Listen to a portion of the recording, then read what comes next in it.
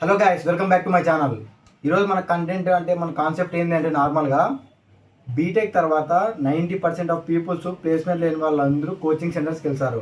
అసలు కోచింగ్ సెంటర్స్కి ఎందుకు ఆవంతరం వెళ్తున్నారు? జాబ్ కోసం. వాళ్ళు నిజంగా 100% ప్లేస్మెంట్ అని చెప్పి మీ ఒక సేల్ అనేది కన్వర్ట్ చేసేస్తారు. ఆ తర్వాత మీకు 100% ప్లేస్మెంట్ ప్రొవైడ్ చేస్తారు అంటే 100% no guarantee they will not provide placement. నేను మాట ఇంత కాన్ఫిడెంట్గా ఎందుకు చెప్తున్నానంటే రీసెంట్గా నేను బెంగళూరులో ఉన్నప్పుడు బెంగళూరులో ఫేమస్గా అంటే కోచింగ్ సెంటర్కి అందరూ వెళ్ళేది ఎక్కడెక్కడికంటే ఒకటి మార్తల్లి, సెకండ్ వచ్చేసి బీటీఎం లేఅవుట్. మార్తల్లిలో చాలా ఇన్స్టిట్యూట్స్ ఉన్నాయి, ఆ పేర్లు వద్దు బాగోదు. ఆ తర్వాత బీటీఎం లేఅవుట్లో కూడా చాలామంది ఇంజనీర్స్ ఎక్స్పెషలీ సిఎస్సిలో 90% స్టూడెంట్స్ అనే వాళ్ళందరూ మొత్తం బెంగళూరుకి వస్తున్నారు.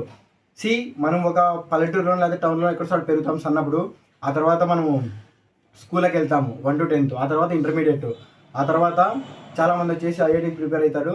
ఆ ఐఐటీకి ప్రిపేర్ అయినప్పుడు కానీ అది వచ్చేసి నార్మల్గా క్యాస్ట్ బేస్ లేకపోతే ఏదో ఒకటి బేస్ వాళ్ళకి ఐఐటీ మిస్ అవుతుంది. ఆ తర్వాత స్టేట్ ఎంసెట్ రాస్తారు. ఎంసెట్లో మంచి ర్యాంక్ వస్తే కాలేజ్కి వెళ్తారు, లేకపోతే వేరే కాలేజీలకు వెళ్తారు, లైక్ మనీ పే చేసి ప్రైవేట్ యూనివర్సిటీస్కి. ఇదంతా బాగానే ఉంది. ఆ క్యాంపస్ ప్లేస్మెంట్ మిస్ అవుతుందో లేకపోతే మళ్ళీ వాళ్ళు ప్రిపేర్ కాకనో మళ్ళీ స్కిల్ అప్డేట్ చేసుకోకనే జాబ్ రాదు. జాబ్ రాకపోవడం వల్ల చాలామంది వచ్చేసి కోచింగ్ సెంటర్ జాయిన్ అవుతారు. కోచింగ్ సెంటర్స్కి జాయిన్ అయ్యే ముందు యాక్చువల్గా ప్రతి ఒక్కరూ ఏం చేస్తారంటే కరెంట్ వచ్చేసి ఏఐ అనే ట్రెండింగ్లో ఉంది. ఈ ఏఐ కోర్స్ తీసుకుంటే మనకి ఫ్యూచర్ బాగుంటుంది. ఆ తర్వాత వచ్చేసి మనము ప్లేస్మెంట్ కొట్టవచ్చు 10 lakhs 20 lakhs అని చాలామంది ఫ్రెషర్స్ అనుకుంటారు. ఇక్కడ ప్రాబ్లం ఏంటంటే ఫ్రెషర్స్గా ఏఐ రోలు చాలా కంపెనీస్ ఇవ్వు, ఓన్లీ 10% కంపెనీస్ మాత్రమే ఏ రోల్ ఇస్తారు. సో ప్రీవియస్లీ మీకు 3-4 years ఎక్స్పీరియన్స్, నీకు అంటే ఇండస్ట్రీ ఎక్స్పీరియన్స్ వచ్చిన తర్వాత ఆ తర్వాత నువ్వు ఏఐ స్కిల్ అప్డేట్ చేసుకుంటే అప్పుడు నీకు ఆ రోల్కి నువ్వు ఎలిజిబిలిటీ అవుతావు. సో చాలామంది ఫ్రెషర్స్ వచ్చేసి నేను ఇప్పుడే ఏఐ నేర్చుకుంటా, నాకు వెంటనే జాబ్ కావాలంటే అలా నువ్వు 10 years ప్రిపేర్ అయినా కూడా మంచి మంచి ప్రాజెక్ట్స్ బిల్డ్ చేసినా కూడా నీకు జాబ్ రాదు. ఎందుకంటే ఐటీ ఇండస్ట్రీలో ఇప్పుడు ఎక్స్పీరియన్స్ చాలా ముఖ్యం.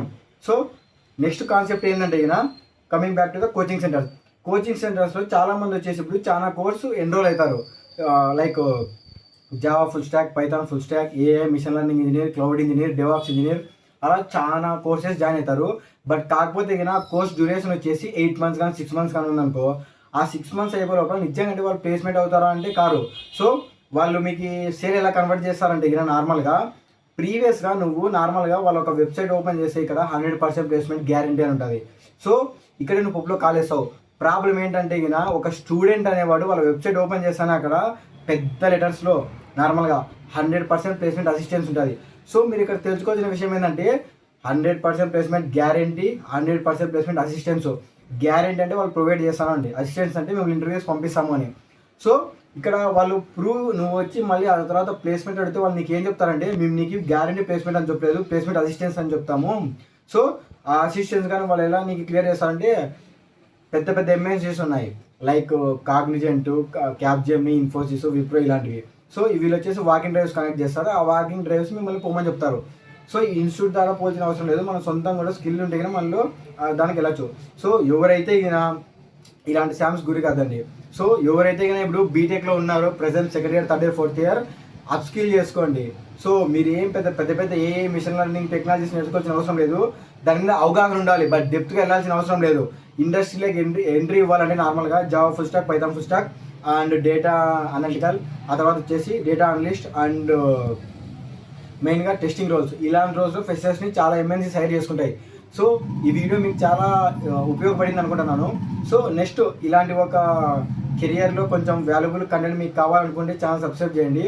అలాగే మీ ఫ్రెండ్స్ ఎవరైతే నార్మల్గా కోచింగ్ సెంటర్ జాయిన్ అయిదామనుకుంటారో వాళ్ళకి ఈ వీడియో షేర్ చేయండి. సో ఎప్పుడే కానీ ఒక కోచింగ్ సెంటర్ ఎన్రోల్ అవ్వడం తప్పే కాదు. ఎన్రోల్ అయిన తర్వాత ఆ కోర్సు మనం నేర్చుకొని మన సొంతంగా మనం ప్లేస్మెంట్కి వెళ్ళాలి. వాళ్ళ తరపు నుంచి ఒక 2% ప్లేస్మెంట్ అంటే పలానా కంపెనీలో హైరింగ్ ఉన్నాయని వాళ్ళ వెబ్సైట్లో పెడితే దానికి మనకే కాంపిటీషన్ ఉంటుంది.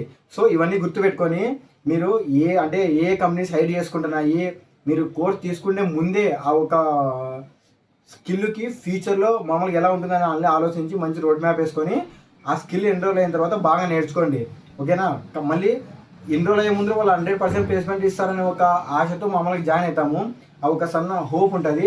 బట్ అట్ ది ఎండ్ మనం రియలైజ్ ఏంటంటే వేరే వాళ్ళని అడుగుతాము ఈ ఒక ఇన్స్టిట్యూట్ అనేది మామూలుగా ప్లేస్మెంట్ ఇస్తుందో ఇవ్వలేదని.